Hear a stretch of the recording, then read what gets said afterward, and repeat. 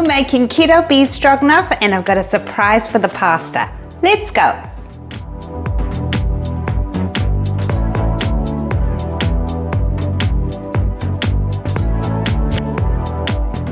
Mushrooms are a fantastic vegetable on keto because they're so low in carbs. And so I always try to find a way to incorporate it into my meals. Now, normally beef stroganoff is loaded with carbs, but today we're using my 2-ingredient spinach wrap to make pasta. And if you want that recipe, here is the link to that. Your nutritional information, shopping list, ingredients with 2 sets of measurements are listed in the description box. Let's get into the recipe now.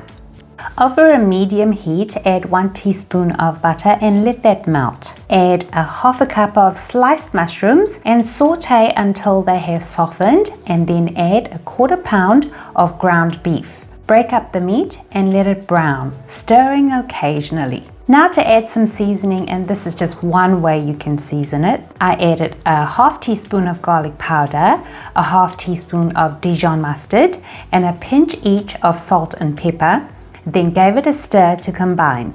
Now for a bit of sauce. Add a 1/4 cup of beef broth, stir and let that cook for 1 to 2 minutes so it reduces. And then add 1/3 of a cup of heavy cream. For my fake pasta, I added 2 spinach wraps cut into large strips and a pinch of dried mixed herbs. Added it to my plate and finally sprinkles of shredded mozzarella.